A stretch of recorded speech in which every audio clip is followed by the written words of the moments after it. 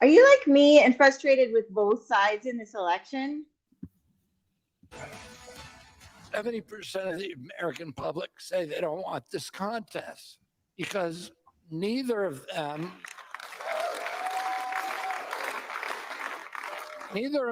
are running on the things that are absolutely critical to Americans right now. Robert F. Kennedy Jr. was clearly. Honestly, my entire life, I have never voted for a candidate. I've always voted against someone. And I think the main reason is the system, our parties. They're both, especially now, so polarized, so focused on how bad the other one is, on guiding us into hatred instead of being a country we can be proud of. Well, I am a little bit further on the side of like what is behind them trying to have these two sides pit against each other. Like there's a third party that's secretly creating this whole thing and might have something to do with corporations. I don't want to say or the people, or honestly, the people behind the corporations. When we use the word corporation, I feel like it's so impersonal. It's like some company. There is no such thing as just the company doing something. It's the people that are running the companies, the people that are making the most money. And what they're doing, yes, they've turned both parties and most candidates into their, pawns, as well as the media. It's a part of the system, and I love how you look at it personally at people, and that's great perspective. But I lay in bed at night and I think about it as it actually being like AI, and that the laws that are in place are like forcing the people to do the things they're doing because legally, as a corporation, they're not allowed to put clean water above profit. They're not allowed to put human health above profit. It's in the law. And so to me, it's like the AI already took over in 2000. We're in the post-apocalyptic times. And I have this like theory about it that I think about a lot. But will you just help me get back to earth and ground into some reality? There are humans making some choices, helping. But and that's what makes it scarier to me is that like I feel like if we think of it as AI as corporation, it's not so real. But like, why do we trust politicians and these people that are behind the corporations? Do you trust everybody you know? Has anybody ever cheated on you? Has anybody ever hurt you in your business or in your personal life? Do you trust people you know?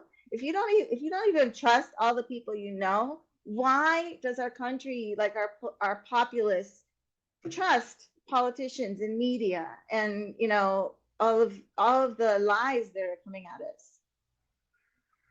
Well, part of the problem is half the country stopped trusting the results of certain contests. Finally. So there's a lot of less trust. There's a lot of that. Finally.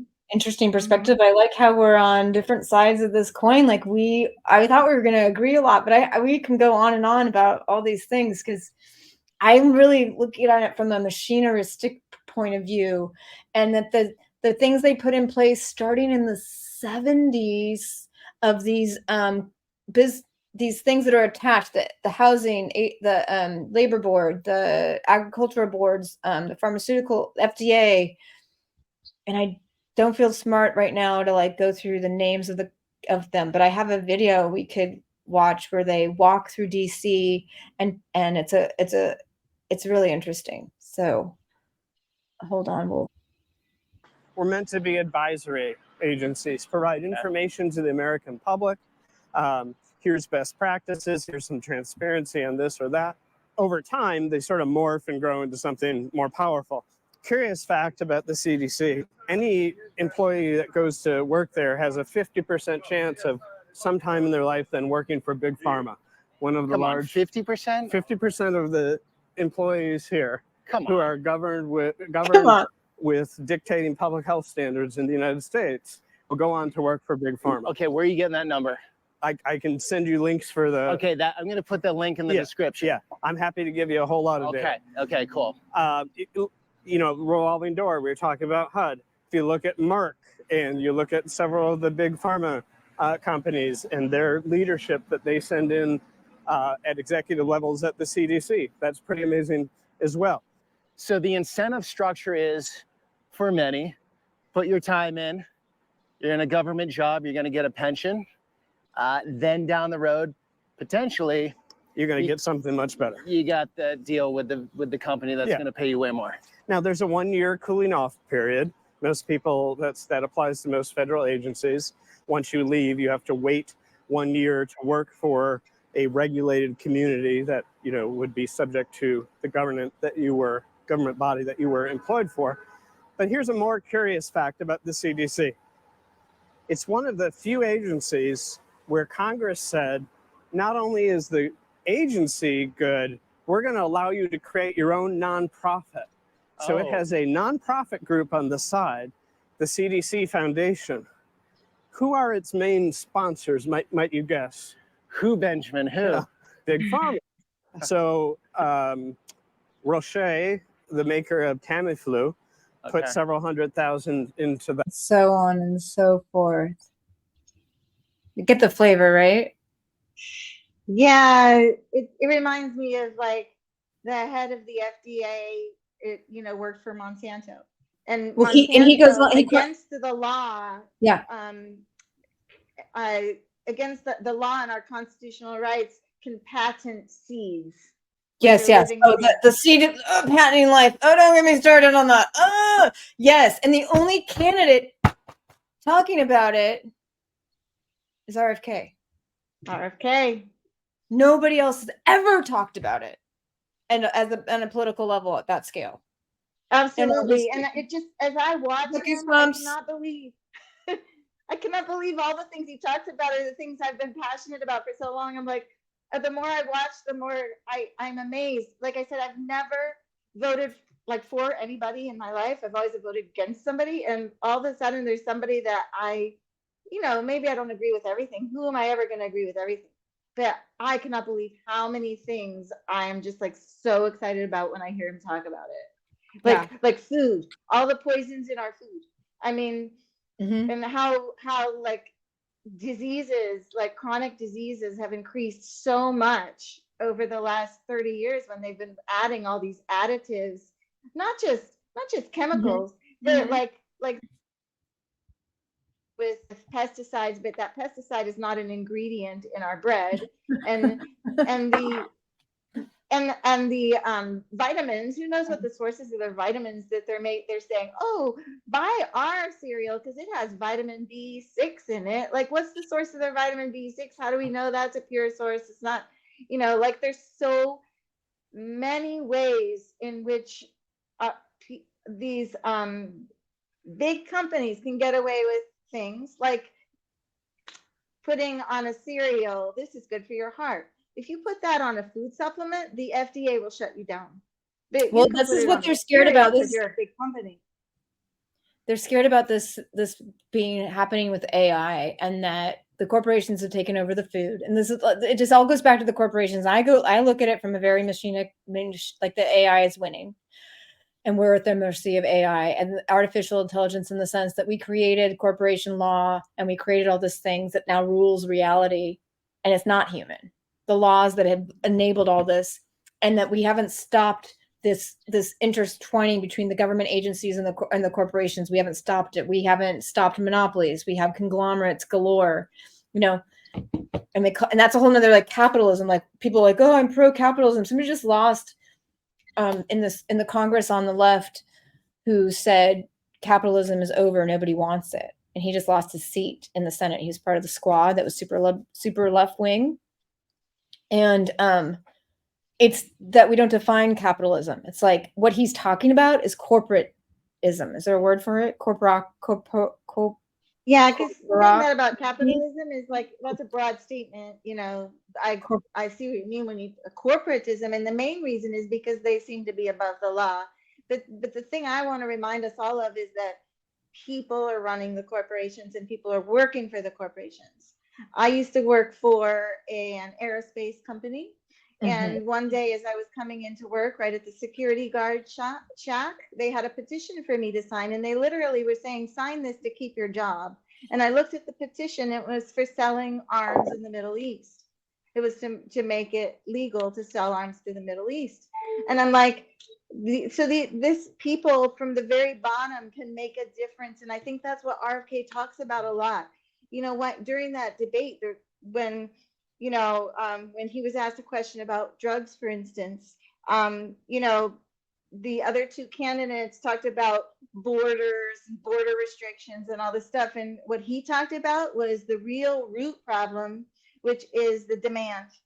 There's the law of supply and demand, that those drugs can come in the country. They're going to come in the country as long as there's demand. But the reason there's demand is because the people, the real people, not the companies, the real people are depressed. They're disillusioned. They don't see a future. They can't even buy a house. Jobs don't pay for cost of life anymore. And they're turning to drugs. That's the real issue. And that's where he wants to go back to. My perspective is he wants to go back to like the people. He wants to get away from the big machines, the big corporations, sending stuff overseas so we save money, and take care of the people here, give them jobs, bring industry back here so that we take care of our people. And that's what will make our country strong again. Yeah. I love that he says that. I look at it. I love that this every time how boring it would be if it's just like, I see it exactly the same way as you. I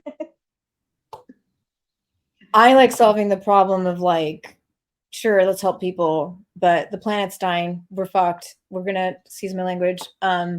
We are managing grief on levels we've never had before, with mass extinctions and possible future ones, and just seeing things with our own eyes. It's hard. So that may not change the demand. He may not solve that, but I'm all about like solving the crime that goes along with that.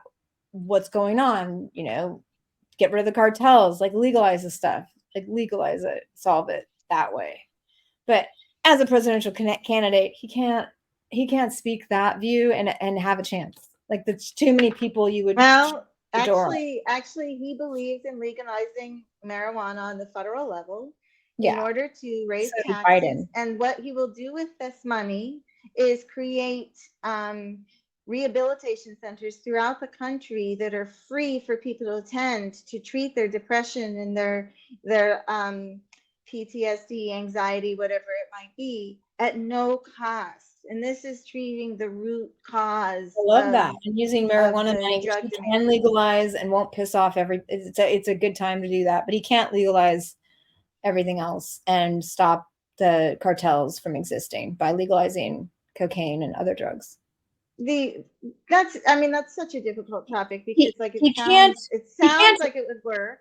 He can't put that on a platform politically. Like, I'm just saying, like, this is my opinion, but I don't want him talking like me, because that's not going to help me get him in the office. Like, I'm not. But I also don't know. I don't necessarily believe that would work, because I think the immediate repercussions would be too large. I get the idea of it working, but if you just legalize everything, the immediate repercussions would be very bad, I think. But what I'm saying is, like, what he's saying is, you take away the demand, like, they're going to supply. They're going to supply, and they have to break the law to supply, and it becomes a big mess. But if you take away the demand, then you won't need the supply. Yeah. And he uses this approach on a lot of different things, like childcare. Like, in the debate, it was so cool. Like, I've never heard this perspective before. I learned from that debate. I have never learned something in a presidential debate before. Well, I want to learn it too. Let's play his childcare bit of the debate. Yeah. Okay, hold on. History, number one. Number two, you have not, in fact, made any contact, any progress with China. We are at the lowest trade deficit with China since 2010. They barely answered any of the questions. Back to their original question. CNN has somehow found a child care crisis in America. Somehow Americans raised children for years. Now there's a crisis because it costs too much. Is that something government did or can fix? Well, the reason there's a crisis is because the economy with the middle class is gone. So in order to pay for a home, you need 2 jobs or 3 jobs. So oftentimes I'm running into people who have 4 jobs between the couples. The couple used to be, when you and I were growing up, mom stayed at home or a parent stayed at home and took care of the kids. That doesn't happen anymore now. Both parents, in order to hold on to that home, need to be working. So we do have a child care crisis in this country. And it's because of the destruction that both these men contributed to of the American middle class, and neither of them is offering any way to restore the middle class. Child care for Black Americans, John, is 37% of income, a single child. Oh, and nobody can afford that. And what I'm going to do, I'm going to wind down, I'm going to balance our budget, which is what President Trump promised to do, but I'm actually going to do it because why? Because it's existential. If we don't have the courage to do that, no matter what the cuts are, we have to do that or we are going to cease to exist as an influential nation. And but we cannot cut our way out of this debt. We have to build new industry. We have to build GDP. And one of the most efficient ways of building GDP is through childcare, through guaranteed childcare. There's a 22 times return on investment. As I said, every $1 million we spend on military weapons creates 2 jobs. Every $1 million we spend on childcare creates 22 jobs. And we need to grow our way out of this budget death spiral. And one of the ways we're going to do that is by providing childcare, by taking away $500 billion from the military. Back to the CNN debate. Let's discuss an epidemic impacting millions of Americans that both of you have made a top priority in your. See, like, I never would have thought of actually like childcare helping the economy.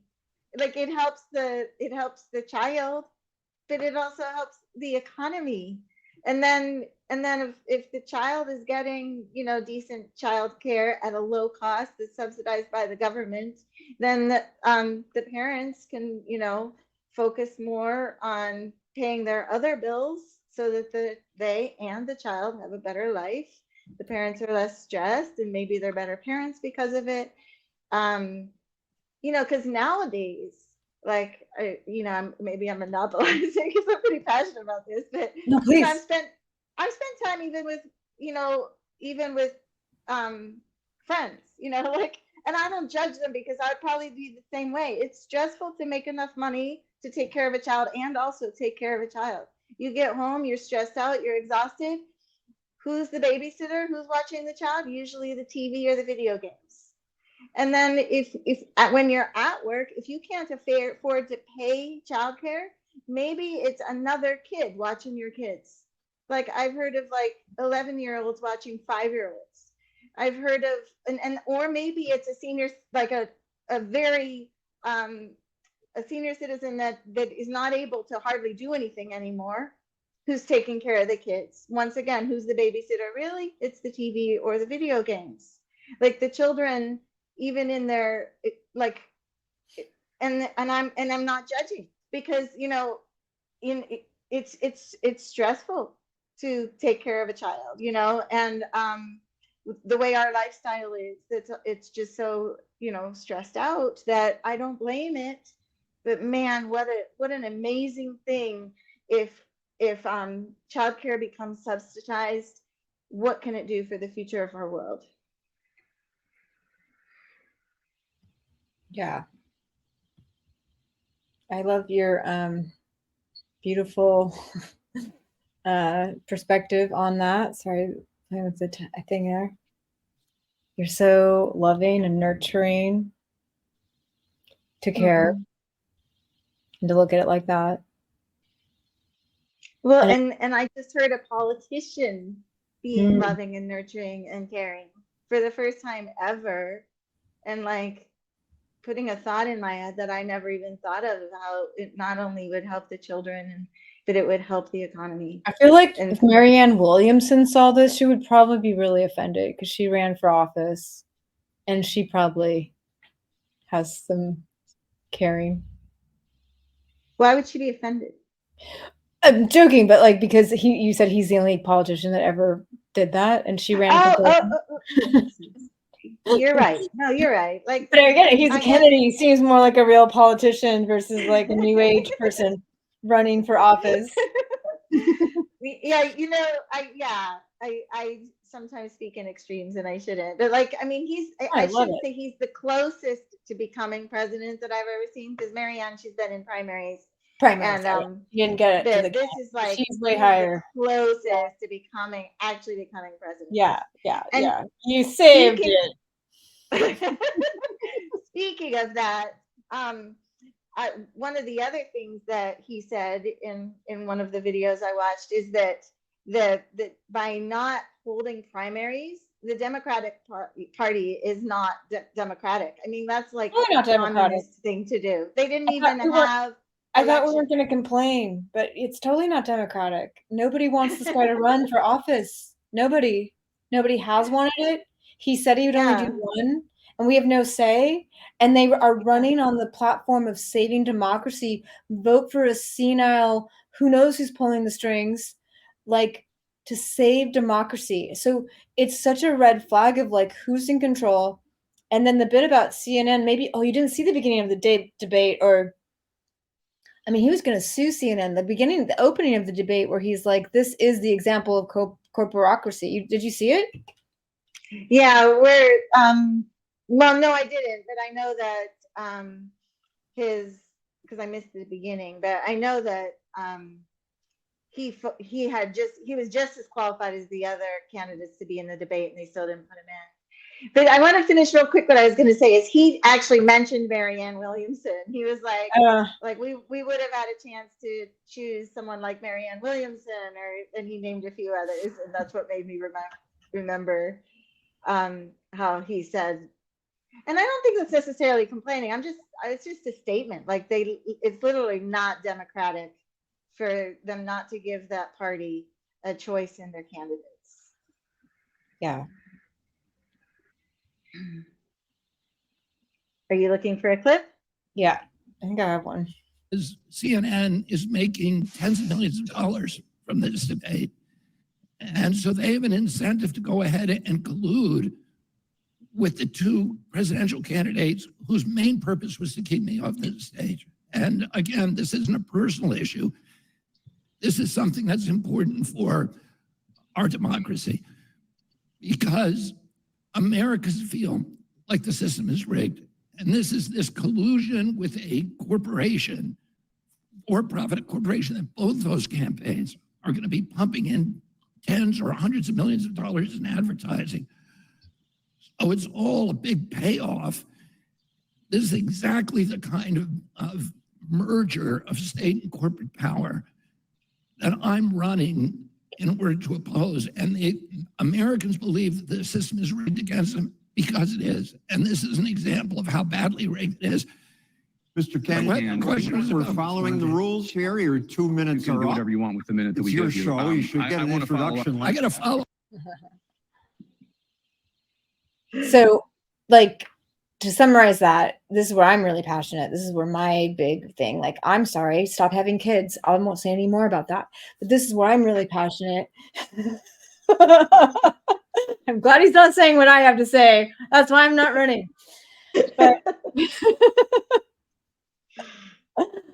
But yeah, CNN is owned by this and by that and this conglomerate and this conglomerate. And I think Bayer owns it all, which owns Monsanto. I don't know. I've got it all confused. I don't care. But they have no reason to let RFK have a platform, because they are running a business. They are running a business. They are selling pharmaceuticals mostly. I watch cable news. It is 90% pharma ads. I've worked on pharma ads. I've made money from pharma. So I'm in the system. I'm in it. I'm not, I want to talk about it and complain, but I also want to own that, like, I'm here. I made money working on a commercial. Like, I don't blame the individuals as you do. Like, I needed to pay my rent, and the commercial paid my rent. So that got a sidetrack. But anyway, back to corporations owning everything, that he wasn't allowed. He was going to sue CNN. And I guess he didn't end up suing them. Maybe there wasn't any legal terms. They can produce any show they want, but that they won't let him in. That's just the example of corporate control that I love him for standing up against that more than anything. Yeah. And like one of his biggest platforms is, that we've lost the middle class. And, And he talks a lot about how the corporations are part of that, as well as like military spending, like because the military spending, a lot of that corporations are involved in, of course. 100%. There, to me, I keep going back to the corporations. The military isn't just like the generals aren't like we need money. No, the arms manufacturers are the ones that are lobbying in DC. The generals aren't lobbying in DC going, hey man, help us out with the military. Can you give us some more money? Because the way DC works, that military guy has nothing to offer the politician. That military guy doesn't make $50 million a year and have a few $10 million to share on that guy's campaign. So the whole system is so rigged. The lobbying is only being done by where there's big money. There's not lobbying for like, let's get everybody's front yards to grow food. There's no lobby for that. There's no big corporate gain if everyone learned how to grow their own food. Yeah. So it's not military even bake or cook their own food, you know. Right. I'm not even blaming the military anymore, because it's the corporations making the money that is pushing that machine to grow. Not absolutely. Like and the they strategic and guys that the military is protecting us is such a guise, because really what most of our spending has been on in the last, 75 years with military is regime changes. And like in different countries that really have all blown up and the countries ended up worse off because of the regime change that we supported with trillions of dollars. And then the countries are worse off. A lot of civilians are hurt, and they might have some debt to the Americans so that the United States feels like they're in control. But it's blowing up now because a lot of these other countries are getting stronger, and they're finally having a voice in the world, and the world is starting to get angry at America for all this interference. Well, that's been going on for 60, 70 years, and they've been mad a long time. And yeah, but these countries, like I said, they're becoming more of a voice. So yes, and people know about it now. It used to be such a fringe awareness. Like there was the Economic Hitman that was written in the 90s based on a guy who worked with the CIA and the corporations, and they come in and they go, hey, give us all your land and resources and we'll build you a road. And they go, no. And then they call in like the military, like, oh, you don't like what we have to do? We'll just take over your government and then we'll do it anyway. Like, and that's done all over the world, and it's been done like that for so long. And it started. Or they promised the new regime. They promised the new regime, we're gonna help you. We're gonna do. We'll build two roads for the same resources. But then it's the same thing that with that little guy walking down DC talking about HUD, the housing industry that's supposed to protect homeowners is in bed with mortgage companies. And he goes on that it's like a long show where he keeps going building to building, and then these people work there, and then the CEOs go back and forth, and then none of these agencies are here to help people anymore. They're all corporate. And it's the same thing with what you're talking about going around the world. It's that same thing that we've just regime change for corporation's sake. It's all comes back down to the corporation. Why do we want a regime change? Because we need to grow all those bananas. Because that's why they called it a banana republic from way back. That's where it comes from. And if anybody out there is starting to say we're conspiracy theorists, I just want to throw something out there. Like, have you never conspired? If you're a parent, you conspired to how to get your kid to go to bed at night. If you're a friend, you might have conspired with other friends about how to help your friend. Like conspiracy is everywhere. So just because we might see a conspiracy out there and label it, we're called conspiracy theorists. I mean, it's all over the place. Industries conspire to how to make more money. Corporations conspire how to make things cheaper so that they can make more money. It's everywhere. What is this whole thing about conspiracy theorists? If you don't believe in conspiracies, then your eyes are closed and your ears are shut. They're everywhere. That's beautiful. I love that. I wish that was full screen and take that. It actually makes me, listening to you talk like that makes me think we should have some sessions like this that reaction videos and talking, but also like maybe a couple of classes of just like, what is a conspiracy and what is it to conspire and what is capitalism and what is a monopoly? And I'll do it with less condensation. Condensation. Condensation. I have some condensation going on here. Like, I don't know if we could do it. If we could do it for 5-year-olds, like with, because I got to get the bitterness out. Like for kids who don't know what's a corporation? They take your money. Well, you know, the truth is, like, I don't even know. Like, how many of us really know the details of these things? And that's one thing I really like about RFK is that he has those facts in his head. Like, he'll literally start spewing out numbers. He's not watching cue cards. I've seen him interviewed, like in some of the videos, he's on a zip line being interviewed. You know, he's definitely not watching cue cards. And he's like popping out these numbers and facts because he's an attorney. I mean, he's been, you know, suing corporations for, for a lot of years. You know, he sued Monsanto, and right? No, I didn't. Oh, yeah, he had one of the biggest lawsuits against him and won, and all this stuff. Like, that's when I first started to really, when I heard that, that's when I first started to believe, because you could say these words and say it, go, here's an angle to get into power. But when I found out, like before running for president, he actually spent his time and money fighting Monsanto, and not for his own oil companies too. Like I saw a list at one point, oil companies. I mean, he's not afraid to go after these people that sometimes I feel like are ruling the world.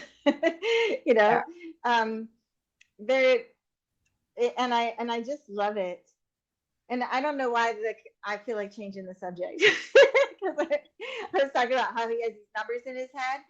Oh my God, like here's a really striking number. Like in 2000, I tried to memorize them. So forgive me if I'm wrong, but I'm pretty sure I'm right. He said in 2013, they did this survey for a very, you know, large survey of people under the age of 35 in this country. And are they proud of their country? And it was 85% were proud. They did the same survey this year. This is people under 35 who are proud of this country, 18%.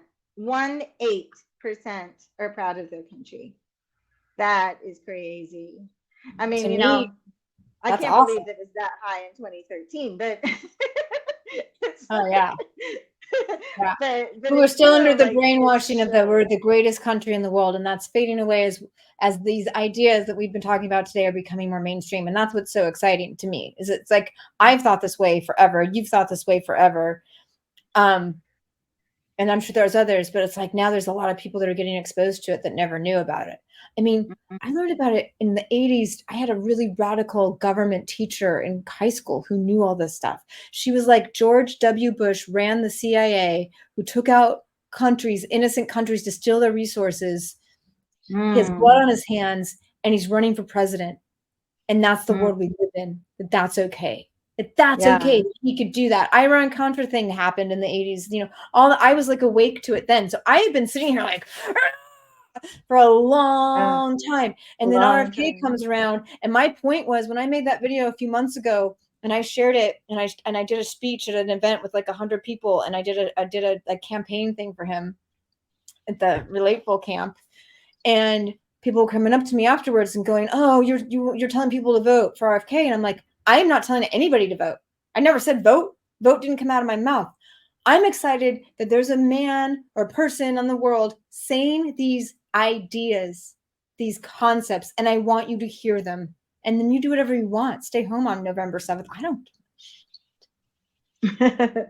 Because to me, when we have the ideas and we're connected with ideas, that's what's going to change the world. Doesn't matter who's running, who's in charge. Because again, it's back to the individual. We've been giving it away to the parties and all these and candidates and politicians for way too long. It's about like how we think, how we talk, how we interact with each other, how we take care of our children, how we all the stuff.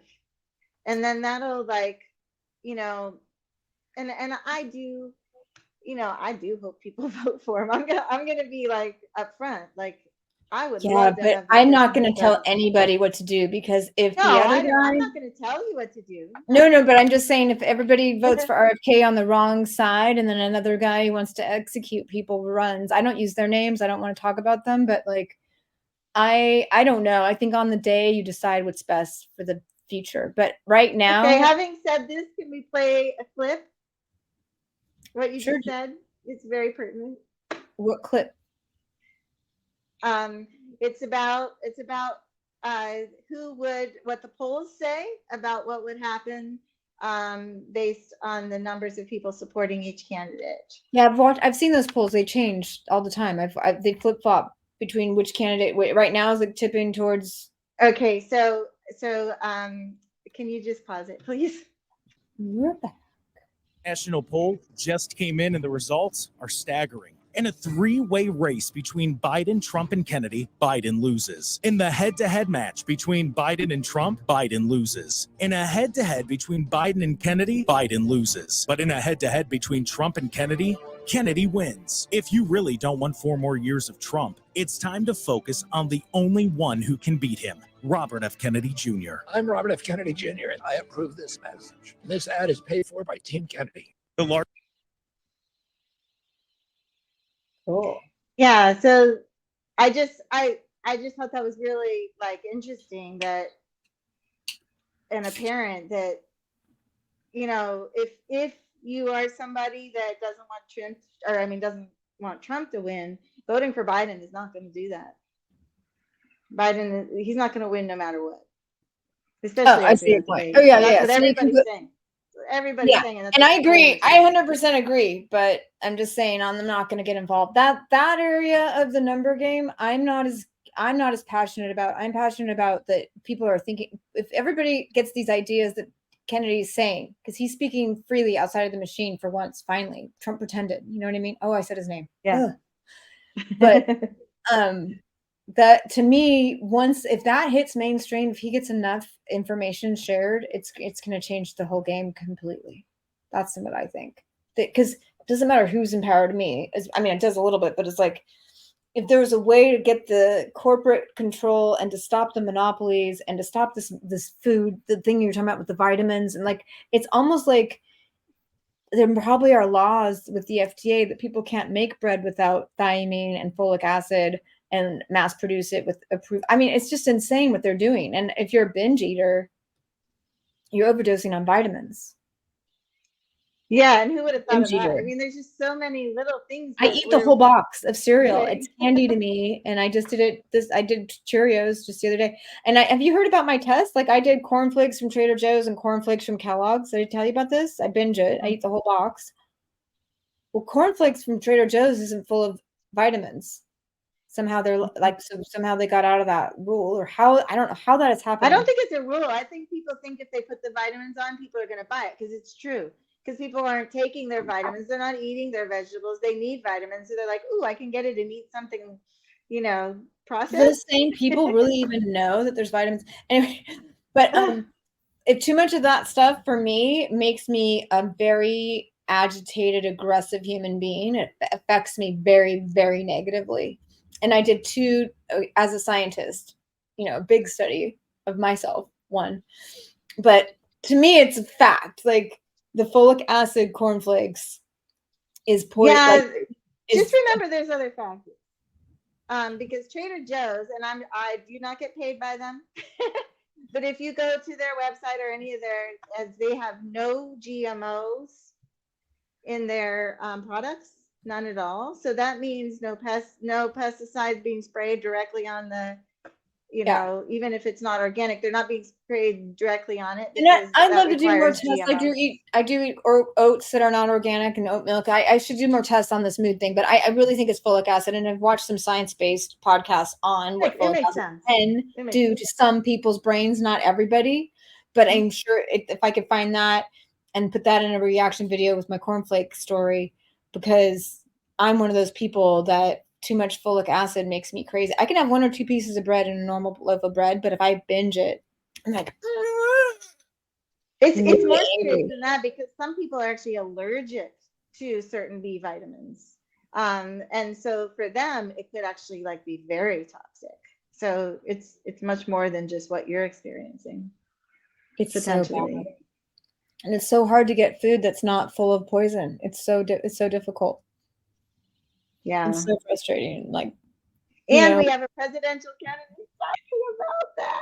I know, that's just so cool that they're talking about it, and that and I'm like stoked that Biden's so lame because it's giving RFK more exposure and more people are interested, because logical, smart people cannot literally think that we're going to save democracy by putting a puppet in, like a handheld that doesn't function. That doesn't sound like this debate definitely got RFK on the news, because the mainstream media is actually putting them on, just little snippets, but at least people are becoming aware, because before that they were refusing to put him on. Literally. Well, the DNC was following him around. They wouldn't bring him on. DNC has been scared of him, and they've been following him around doing a smear campaign. And then Trump's people did some stuff too they're both scared of him. Both sides. Yeah, because he's not on one side or the other at all. Like he's correspond with both sides, and that's another thing I love about him. I'm so sick of being categorized. Like I'll give my opinion about one issue, and somebody be like, "Oh, you're just like the far right," and I'll give my opinion about another issue. You're the far left. I'm like, I am neither. I have opinions of my own. Thank you. I'm like, I'm, and that's what he is too. And even if you don't agree with his opinions, heck, at least he's not just like stepping into a box just to get elected. He's not being like, okay, I'm just going to immediately adopt all these elections. You know, the Republican candidate used to be a Democrat. He used to fund the Clintons, right? But he realized where to step into in order to get votes. And that's what he did. It's not his opinions. No, he's just how to get votes. And he's a good competitor. On both sides. It's happening on both sides. They're not, you know, and they're not giving their actual knowledge and opinions. They're giving what's going to get them votes. And when they're so far up like that, like they're just being surrounded by people telling them stuff. Like they don't even know what's really going on in a lot of ways. Like they're in the system that they can't even see. Not necessarily both of them, but they're in the system and they can't even see. Like the banks don't run the show, but in that world they do. Like, oh, I gave student debt and I did this or that. It's like you're hooking up banks with that shit. I bet you the banks made way more money on whatever deals he gave, like to save student debt. Like he's putting money in his buddy's pockets. Like it's all so intertwined that you can't see it. Another thing I learned in the debate is that, you know, RFK is going to seal up parts of the wall in metropolitan areas. So the wall between Mexico and the United States in metropolitan areas actually makes sense to me. You know, we don't need people just walking right across the border in a metropolitan area. In the rural area, that wall scares the shit out of me because of all the wildlife and the how they need to go south for the summer. I mean, for the winter. I live in Arizona. I live fairly close to the border, and the wildlife travels into Mexico regularly to survive because, you know, even we do get snow here. We do get cold, and they go south, and then they come back north. And he does not support putting the wall the whole way across, but he does support putting it in metropolitan areas. So it's not like he's definitely not one side or another. He's taking ideas from both sides. He's praising things that both sides have done, and doing what he thinks is best for the people. That's the difference, because I'm not sure those sides care about the people. I'm just not convinced of it. But he's like going back to the roots of our country. He's doing what he thinks is best for the people. But he's also willing to listen to other people's opinions and change his mind. I don't know. You know who Charles Eisenstein is? One of his advisors. I don't know if you know who that is. He's like a very cool kind of a spiritual teacher who has talked about, you know, our society in the terms of like chasing money and you know, looking at, he like presents he talks really slow. I've wanted to do reaction videos for him too, but no, he has a great, like, and even Charles Eisenstein was saying he surrounds himself with people who think differently than him, and they don't agree on everything, Charles and RFK, and it's really just there's actually another one of those campaign videos is a guy that works for him, and he says that RFK will not only hired him even though they didn't agree on everything, but he also asked him to give him all his opinions so that he could learn from them. And that alone is amazing. And speaking of, you mentioned a spiritual advisor. Did you know he meditates every day? and like I found a video of him with his ravens, these ravens that live nearby, and he says they come meditate with him every morning. I mean, this is one of the most important things you can do for your health is meditate. And he is a man that takes care of his health, and he cares about the health of us too. Like he wants to promote not just healthy food, but healthy lifestyle. One of the statistics he threw out there was, like when he was a kid, like it was almost unheard of to think of a child with diabetes. And now it's like, I forget the percentage, but it's huge, children with diabetes. Because people have lost touch with how to take care of their health. Yeah. Then of course the other two are arguing about which one is better at golf.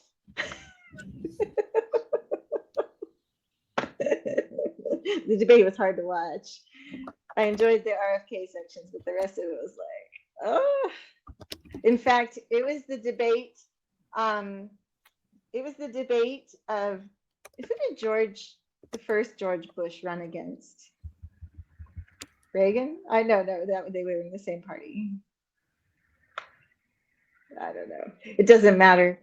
The debates started way back then. They started like Mondale or something, like Mondale. They were bashing each other. It was like just crazy. And that was one of the things that made me stop watching the news and watching TV, because like it was like, I'm not learning anything about you guys. I'm just learning how much you want the other person to lose, and how many bad things you can say about this other person. And then coupled with the media conjecturing, like they're not delivering the news and they're not questioning people. They're not asking the right questions. They're bringing up the facts. Like when a politician lies, the media should be like, well, what about this? Or look, here's a video of you saying the exact opposite. Isn't that what the media should be doing? But instead, they're just going along with it and then making conjectures about like, well, what would you do if, I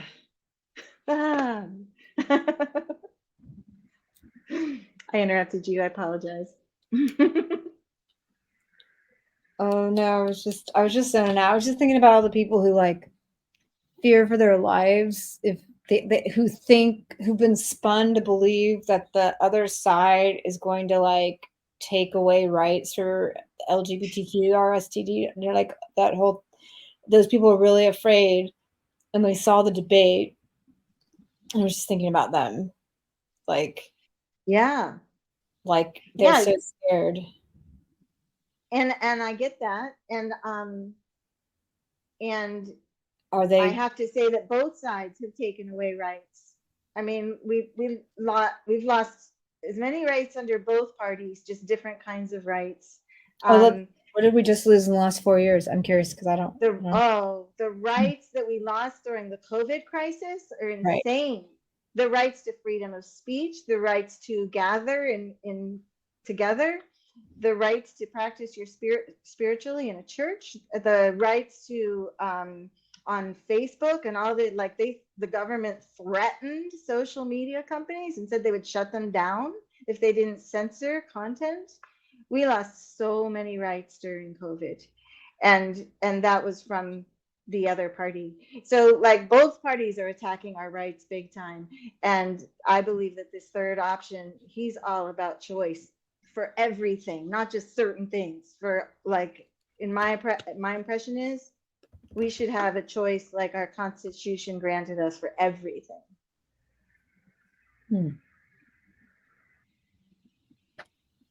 Take it.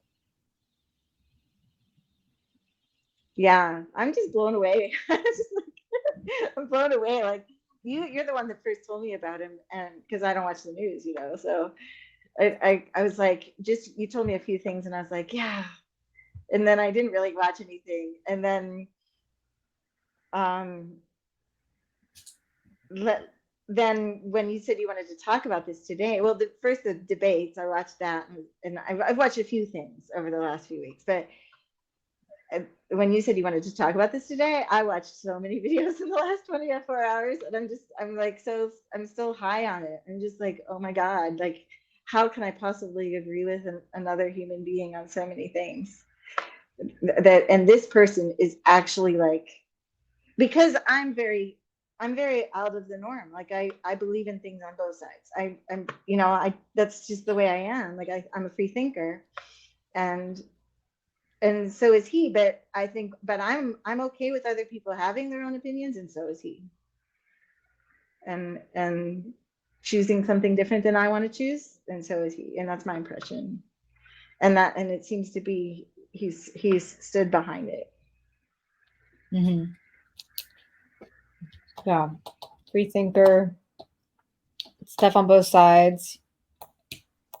You too. I mean, I got stuff on all sides. Nobody even talk like climate change, and then policies. Oh, we set these policies for this, and then the other one's like, I like clean air and water, and no politician is talking about how to do like climate change action that makes sense, like growing your food in your yard, like in areas that have solar capability. The government puts it on all government buildings and parking lots. You don't take a single tree out for solar, and there's no solar farms in the middle of the desert destroying the desert with glass and leftover stuff and harming the animals. It's just what we're doing is complete corporate greed.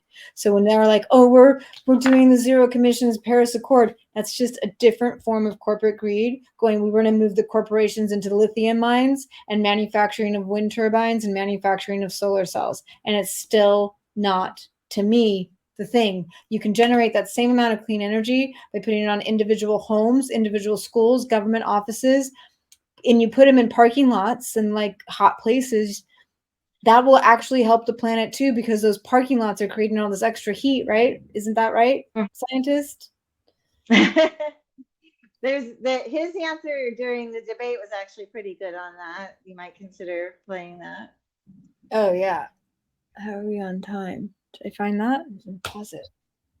United States and gotten anywhere. Well, let's say, I'll even say it more definitively, who has a strong environmental record, a larger commitment to the environment than I do. It's what I've been doing for 40 years. I believe climate change is existential, but I don't insist other people believe that. And I think I focus, and I've always focused on market-based solutions, which I think are the most efficient, eliminating subsidies for the energy industry, particularly carbon. We give carbon $5.2 trillion in subsidies a year, and creating a national grid system that is robust enough to do long-haul transportation of electrons. And we turn every American into an energy entrepreneur, every home into a power plant with the cheapest, most efficient forms of energy. The market, we need to start by protecting habitat, our air, water, wetlands, soils. That's the most important thing you can do from climate. It's almost altogether ignored. President Biden's program, which is the Inflation Reduction Act, does a few good things, but the bulk of it is large subsidies to the oil industry and to BlackRock and other really sinister corporations, or carbon capture, which is a boondoggle. Carbon capture is a boondoggle. We should not be funding it. We should not be encouraging it. We shouldn't be encouraging any kind of geoengineering of that kind. We should be focusing on restoring our soils, doing regenerative agriculture, protecting our air, our water, our wildlife, stopping the carbon discharge from coal-burning power plants, which are causing $500 billion in respiratory injuries annually, poisoning every freshwater fish in our country with mercury. Sorry, your time is up. Back to CNN.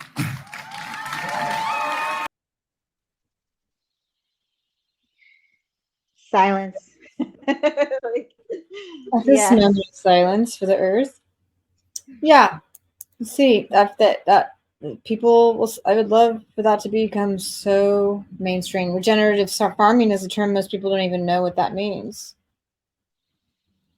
But it's basic, like, you know, I have this, it's all about dirt, but it's also all about poop. Poop. And rotation of crops, and rotation of crops doesn't help if they don't have live animals pooping everywhere. If that's what they do now is rotate crops. So regeneration includes the whole system. You don't have to buy fertilizer, you don't need anything, but you get the ducks and the geese, and then like it even can create a pond, like where there wasn't a pond. If you can restore enough of the ecosystem and the changes of things, somehow, like the documentaries I saw, like it restored this dead area into a little like pasture with a little like water, just by restoring everything, the plants and everything. The poop changed everything. Wow. So there's like Kiss the Ground is a really good one on that, a documentary, Kiss the Ground. But I wish that like everyone was required to see the show, the documentary, just the corporation, just on how a corporation itself works, because it's like we just keep letting it be, and we keep calling capitalism as if we're saying we're pro corporations. If you're poor and if you're anti-capitalist, like you're not going to survive in our political comment. There's no way to be an anti-capitalist now. It's too late. But if you're anti-corporation, that's a different thing than a capitalist, because the corporate laws, it's the laws that are set. If you want to gain a bunch of capital, the loopholes, they're like the big, too. Like they get away with breaking the law. The basic law, with, like, not being responsible. The basic law, though, that you can be criminally liable for if you run a big corporation, you have board, you have stocks, and you make a call that's safer for people and the planet that costs the money company, you can lose your freedom. It's like you break the law to help people in a corporation, and then that's okay. Just that alone. Then you add the loopholes, and you add the lobbying, you add the revolving door, the FDA and the CDC and all the housing and all the bankruptcies. The bankruptcies where they walk away and the town is destroyed. Everybody has cancer, but they walk away with no responsibility, and we pay for it.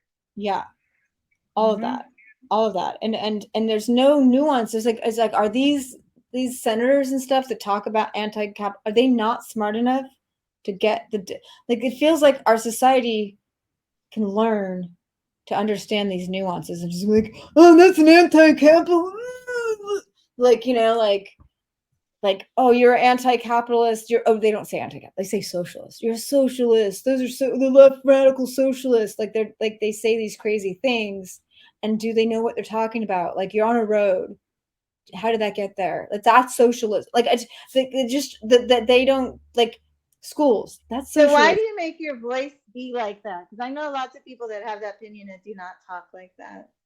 What do you mean? That. I was making fun of. To be a generalization.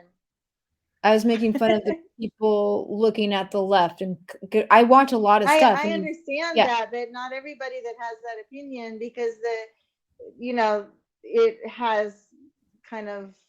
Oh, you're saying I'm putting down the very intelligent people have the same opinion that because there's too many people have gone too far. People have gone too far on both sides. I am calling them stupid. Anyone who calls somebody a socialist is, to me, stupid, because you're denying the socialism that exists in the world today. That's my point I'm trying to make, is that socialism is here and it exists. And so we're all socialists. So stop it. Unless you want to cancel school, and you want to cancel roads, and you want to cancel the police department, and you want to cancel the government agencies of all kinds, because it's all socialism. Like, there is no way that we're in a capitalist society. But what we do is we're going to have capitalism with freaking utilities where there is no free market, and then be like, oh, how dare we like subsidize that and make that a government thing, because that's anti-capitalism, that's socialism. Well, there is no way to have multiple power lines running into your home to compete on electric power.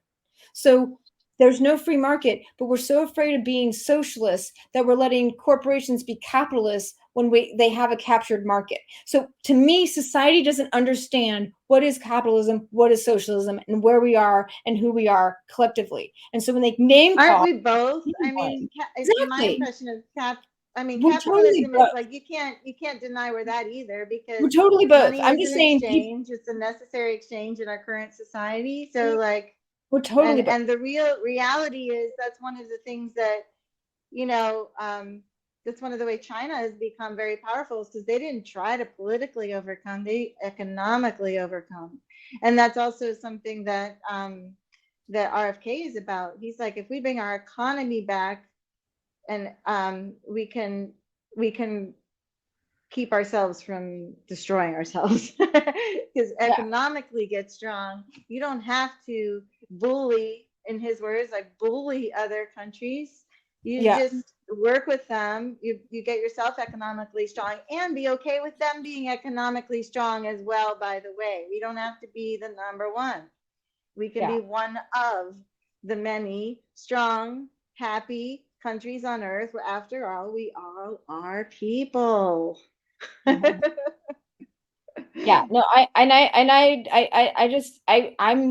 judging people who are calling somebody on another side at labeling them a socialist or a capitalist, because nobody's all of those things. And to deny all the socialism that we have now really bothers me. And to think that it's a bad thing to call somebody a socialist. It's like, when I go to school, I guess I'm a socialist because I'm at a public school. Like, it's just insane to me that they can't think like that. Like, sometimes we do things that are collective for the greater good, like a school. Are you saying that you don't want that anymore when you're afraid of the radical left socialists? Are you saying you don't want public schools? That's what I'm trying. I don't hear anyone talking about when these things go back and forth. I don't hear anyone saying, but you've got socialism in your system. Are you not okay with the way it is, or whatever? Make America great again. Did they not have public stuff back then, like libraries and school? Like, there were social things all along. So it's like, and there's people on, and I want to point out, I totally agree with you. And there's people on the other side like, oh, we shouldn't have money as a currency. And it's like, money was created as a convenient exchange. Like, you used to be able to trade, one thing for another, but in a world of this many people, that's impossible. So money is a very convenient exchange. And, and having money is, very helpful for a happy life. So, I think people on both sides are just getting too much pointing fingers without realizing that we're all living in this world the way it is. We're all benefiting from both sides of that. Yeah, and I have to make sure I don't get too upset about certain things that bother me in the environment. Like, I use electricity, I'm using the internet, I have a laptop. Like, it's really, I'm here part of this. I put a boat on the water and put pollution in the water. I drive a car. I drive a gasoline car, Yeah. I like to have fun. I'm here to enjoy life. I picked up trash on the beach, though. I mean, what are you gonna, Yeah. And we're all doing the best we can. And together, however, I believe we can do better if we unify. Well, I think people are more things, at least. We can still have our differences, but let's find some things to unify on. Let's it's almost like we want to create a better world for all of us together. But back to RFK, it's almost like we are unified. If people would just listen on both sides, we're unified. We all kind of agree with him. Like you might have some nuance on the vaccine or whatever, but like, no one's gonna say like, oh, I wish they would have. I love being forced to take drugs. Like, no one, like, there's not that many people. You know what I mean? Like, even in that little nuance of what he has to say, it's pretty logical. It's not about the vaccine. He's not anti-vaccine. He just believes in the Bill of Rights. Choice. And choice. He believes in choice. Freedom. And and freedoms should not be taken away without new laws being created. And nothing was done. There were no new laws created. There was no like studies done. Just our freedoms taken away like that. And so that's what he's against, is the government. But I'm just saying, you're saying I want people to come together. I think that the terrible debate is actually bringing us together. I feel like there's so much more hope, and it's like we all want to live in a cleaner, healthier place. We all do. Like, whether you think that it's okay for corporations to not pay their fair share of taxes, or to get away with loopholes, or to get to lobby and to get, more fair, like, if that's your thing, you still want it. You still want cleaner. You still want some of the same things we want. It's like, yeah. Mm-hmm. And he's all about unifying. He's all about compromise. He's all about getting both parties together. He talks about it a lot. So it brings me so much hope, and I hope it brings hope. No matter what the results of the election are, that we all have more hope. And I hope we can help people wake up to the fact that the spin that if you're on one side right now and you're hearing it's spin against the other side, and this other side's got spin against that side, that somebody's creating these spins, and they might have magnifying them, and they might have a totally different agenda, and it's not real. Like 2% of the left is crazy, sure, and 2% of the right is crazy, and like all you're seeing is that, and I'm scared of that, and then you're like, oh, I'm scared of that, and most of it, 98% of us are like pretty similar on most things. Yeah, and most of us are in the middle, whether we want to admit it or not. That's where we are. And you can go to a yoga class and make friends with somebody there, or go to a party and make friends with somebody there, have a great time with them, and never know if they're left or right, and that we're people, we're individuals. We want fairness most of the time, and but either if you go deep into whatever it is you believe on, whatever side it is, you want some fairness, you want some being treated with respect, you want some rights to exist and to be treated fairly in the world, and you want like fairness. You don't want anyone taking your rights away on both sides. You can take it down to that, whether I'm talking about a trans person or a pro-guns person or this or that. Yeah. It gets a little murky in the pro-life department, but if I just go back to my mantra, only vegans are pro-life anyway. So the heartbeat, I care so much. Well, there's heartbeats like in those factory farms. I guess my only comment on that is I get that people have really strong opinions on that topic, and but it's not the only concern that we have in the future of our world. I totally get that some people really feel strongly about that, and I empathize. I respect that. Totally. But it's not the only reason to vote, in my opinion. Yeah. I mean, if you want to vote just because of that, go ahead. But there's a potential we could be voting for a world war if we vote for the wrong candidate. And if you go back to what everybody does. If you go back to how you said it earlier, something to do with he's not protecting your rights, he's not protecting the planet, like all the things, like if you might vote a certain way and it's still, they're going to do abortions somewhere underground, it's still like, you can vote all you want and it may not save you're not going to save every baby no matter what. I don't mean to be so dark, but like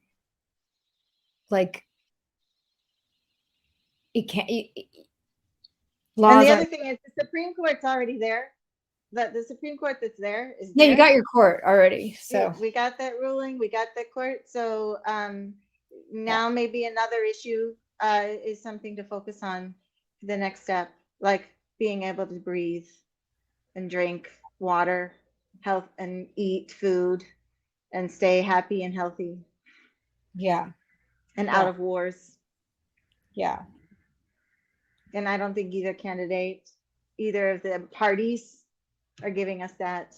But I actually feel for the first time more relief in my body about like the two sides really fighting and stuff. Like I just can't see anybody fighting for Biden right now. Like fighting for like it just feels like this like the like and then if we don't fight, if that side doesn't fight that, then the aggression on the other side, that's so that they can spin like, oh, they really were saying left radicals are alien, are lizard people. They're not human. They deserve to die. There's some, like, there's even churches that are saying, like, if you're a Democrat, you aren't human anymore. Like, there's like craziness happening because of the fighting. But if everybody kind of diffuses because the guy is like, and then they're like people don't like to fight. They like to fight when somebody goes back, and then they go back, and they like, there's human nature, and like, let's just keep the drama and the fighting going. But if the other side, Biden's like, our guy's like, then the other side can't go, the other side can go, oh, you guys see it too now. Okay. We're all like, see, it's, it's like the gloating, they can gloat all they want, but it's like, they can't, there's the arguing of like somebody standing up for the confused old man. It's like, it slows down the urge to make a war. It slows it down. It's just like when they were equally matched, the fighting is scary, but they're not. Well, if I go to punch you and you step out of the way, then the punch doesn't hurt either one of us. And so like it just automatically like takes the fighting away if one party, or I mean theoretically.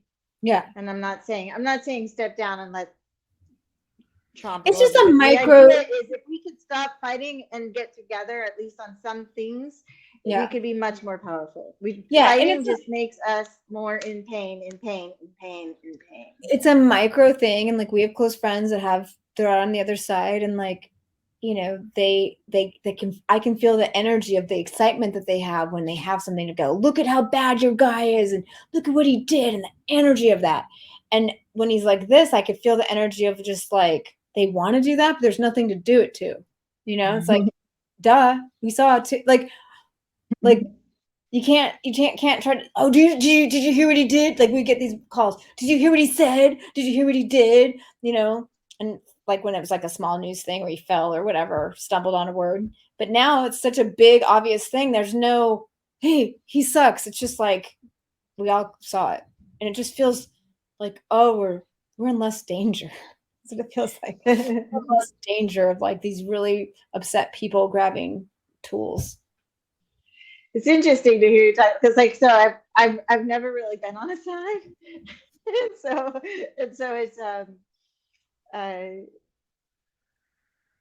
yeah, but people have put me on a side, just like if I'll make an opinion, and that really like, ooh, it makes me feel so uncomfortable. And like, don't put me in a hole. I'm not on the side. But it's interesting to hear you talk about that, and and I'm glad because it's just been progressively worse and worse with the fighting and the name calling and the hatred. And that the militias gaining support, and the anti-groups getting bigger, and all those very scary things. But when there's not like a big thing to fight, like they're really going to show up to their man group meetings that are I see this on both sides. Like I feel like you're saying it's more on the other side. I see it on both sides. I know so many liberals who are so angry, and the word liberal means you're accepting. So like, they're not liberals, in my opinion. That's not liberal. If you're angry at the other people and if you're judging them, that is not being liberal. So stop calling yourself a liberal. You could call yourself something else. Left, you go ahead and say that. But they're both sides are doing it. It's not one more than the other, in my opinion.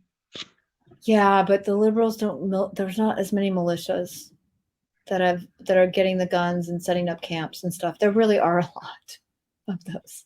I don't want to scare you, but that's the difference in me. But the anger is the same amount. The anger level is the same.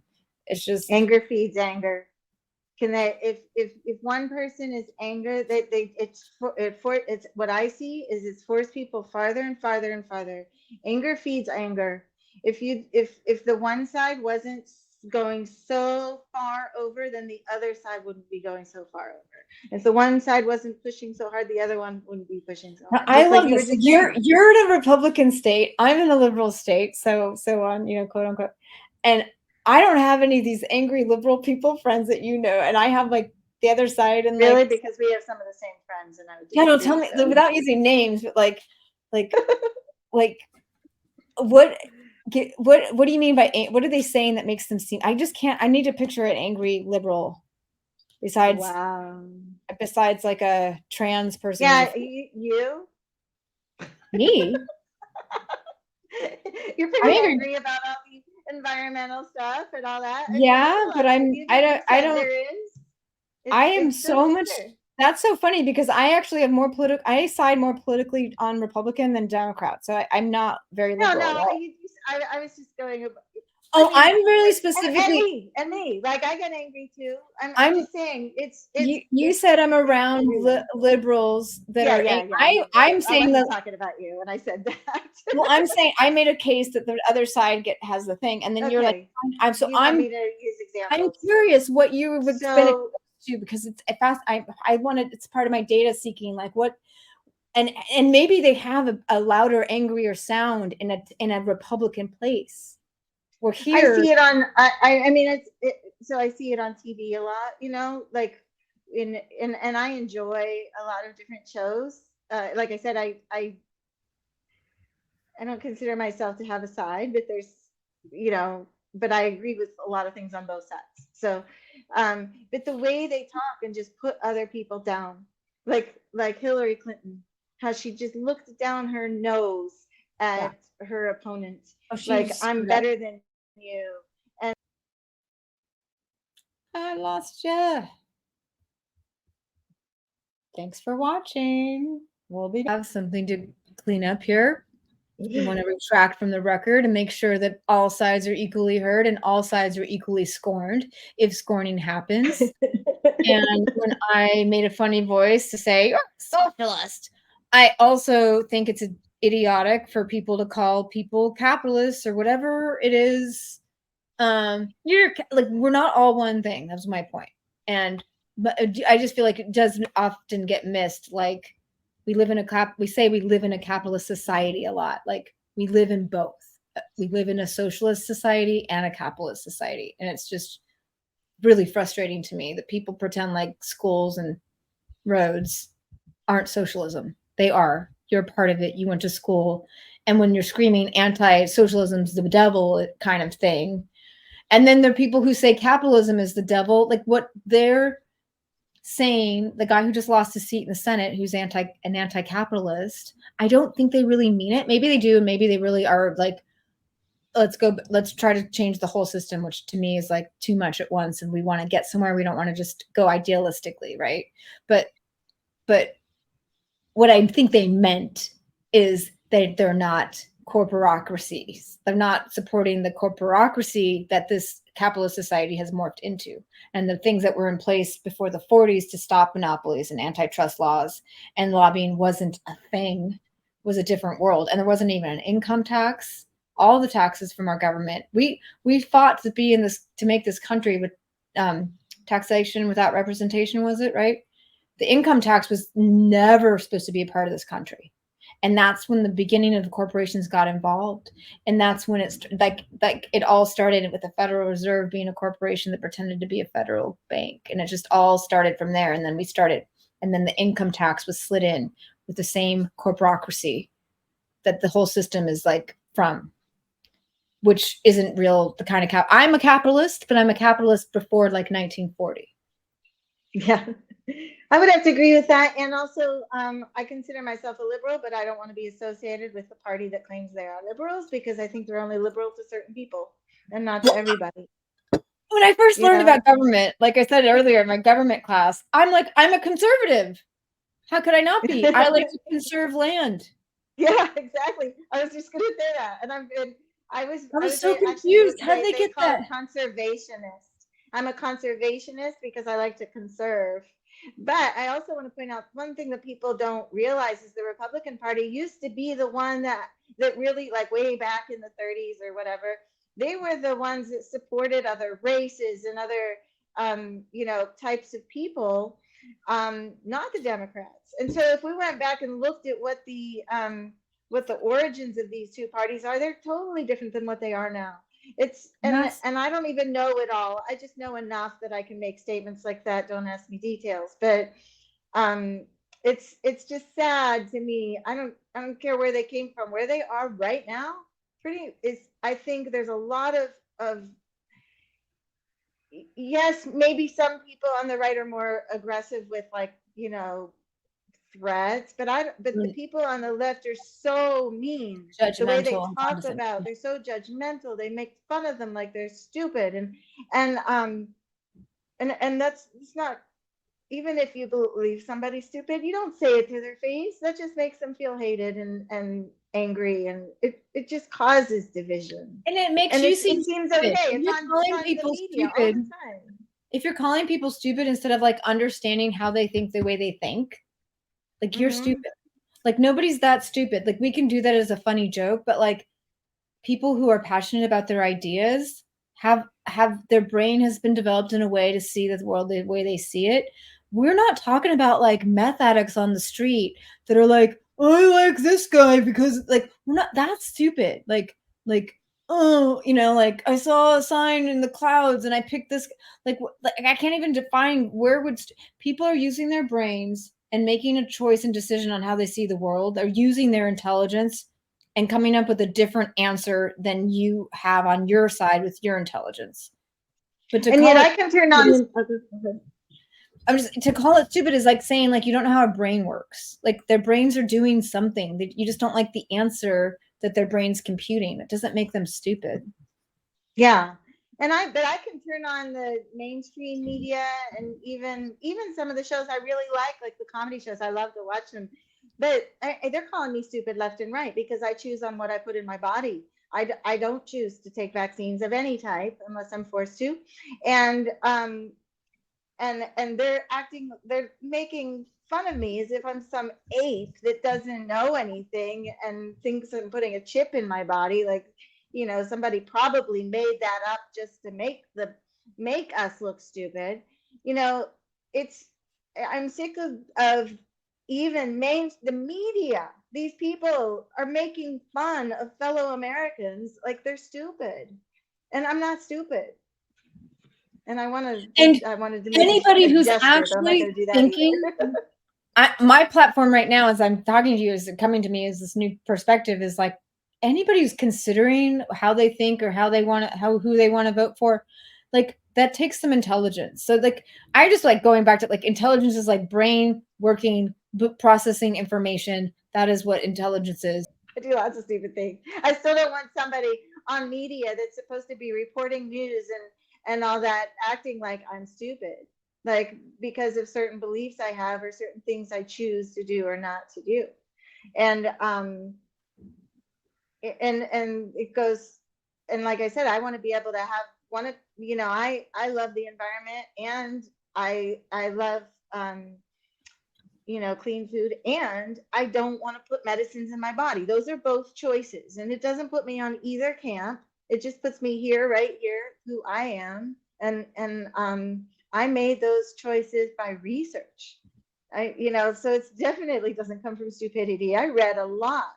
That's what I'm saying. So, like, the people that they're being called stupid that are know more about the history of the Democratic Party, like, you'll hear if you watch the things going back and forth, they'll be like, but they'll get called racist, and then they'll be like, but your party was like the real racists were like you were saying, like they are doing research, they're studying these things, they're like this and this, but we're all just still getting spun because there's something invisible that wants us to fight. Yeah. Ourselves. So just think about it. You wouldn't treat your friend that way because it would push them away. Like, you wouldn't tell them they're stupid. So why are we doing that? And we're doing it openly and like as if it's just acceptable on all these shows on TV and everywhere. It's just like these other people are stupid. Like, so it's not just the politicians that are creating this. The politicians are taking advantage of it. They're like, oh, we can jump on this bandwagon and get these followers. They just want votes for the most part, is my opinion. And it's human nature to have these teams and to fight and to be tribal and have fighting. That's why I'm saying the thing about him being so deflated in the debate, like, that's not a fight anymore. It's just like when a punching bag loses its air, like, people don't keep punching the bag. Well, they do, though. There's still a lot of making fun going on, for sure. Yeah, but it's not a fight. Nobody's fighting back, going, no, he's cognitive and better than that. Like, no, like there's And so here's the few. thing, I want to express my compassion. Like, I'm like, dude, go, go take care of yourself. The presidency is like the hardest job on earth. Look at how white their hair becomes and how much they age in just 4 years. Every single one of them. Like, go take care of yourself. Who is it that's forcing you to do this? That's how I'm seeing it. I don't think like, is he really wanting to do this? Like, that's a lot of work. And I don't think he wanted to do it the at first that time. age. I don't think he wanted to do it the first Yeah. time. And I'm the kind of So- person that makes up all kinds of shit. Like, they're forcing him. And basically, I bet the dangling carrot is this. If you don't stick around and do what we want you to do, then your son loses his freedom. They've got him right now. They can do whatever they want. Yeah, I That's don't a dark believe eye. anything. It just doesn't seem right. It's like, seems like, let's do the guy a favor and let him go retire. Shit. But the whole thing that RFK's talking about and standing up against is like, what's really going on is there's this whole intermixed of the corporations running the country, and these corporations they have him and they can control things through him. And he's always been in bed with the banks. He's always sided with the banks, not the people who own the homes from way back. He's from Delaware where the banks are, and they don't have another candidate they can control.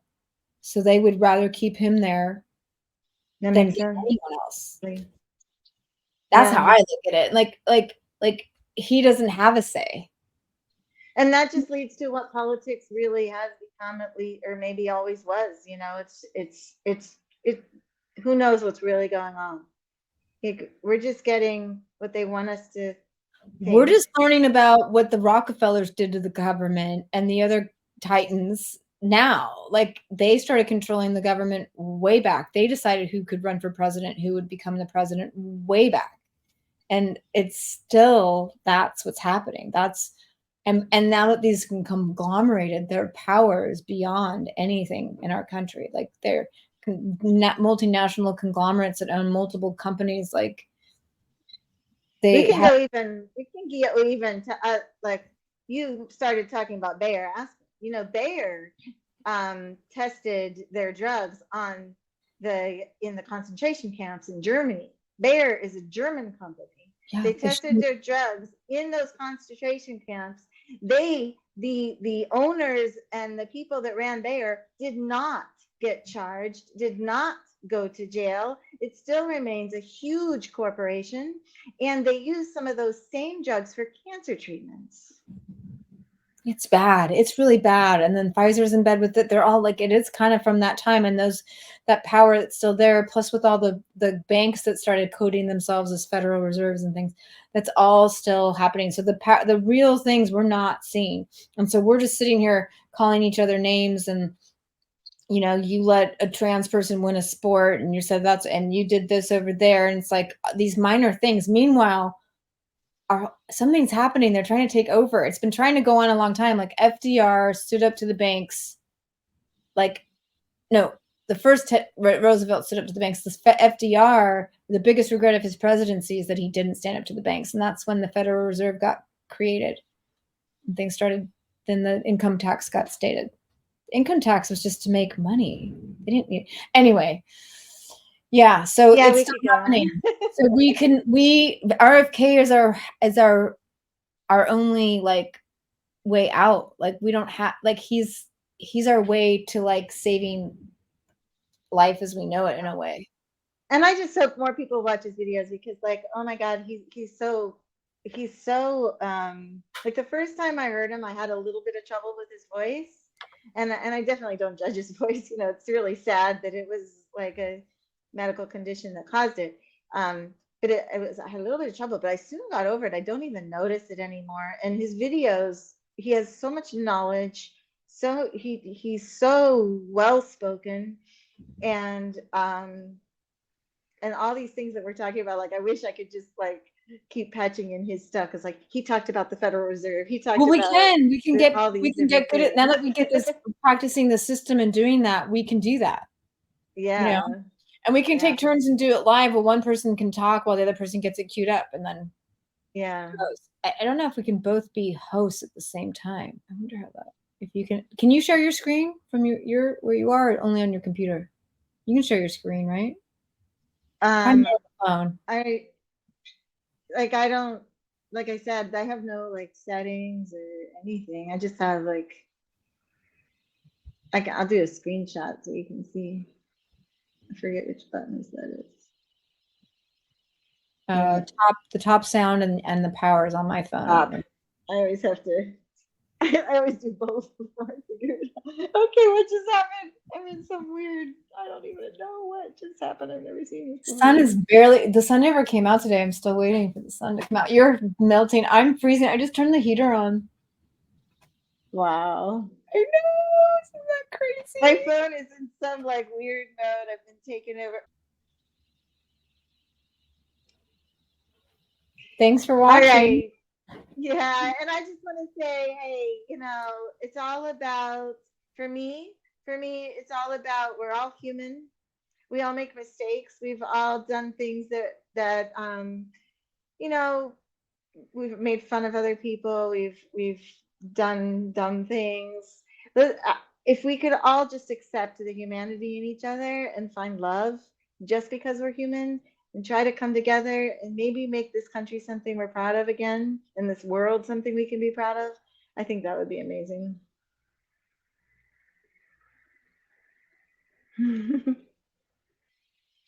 You're muted. I think that if people just hear RFK's ideas and allow their brains to process the information he's sharing, that the world would be a better place. Yeah, I think that's what he's all about, is trying to bring us back together and to think for ourselves instead of thinking the way these parties are telling us to think. We the people. We the people. Not we the corporations. It's a chemical corporate country, and I think he's our only hope to become a country of people again. Yeah, and his videos do so well talking about other stuff, the combination of corporations and state and all that stuff. So we'll be back with more of his videos and clips as we learn how to do this.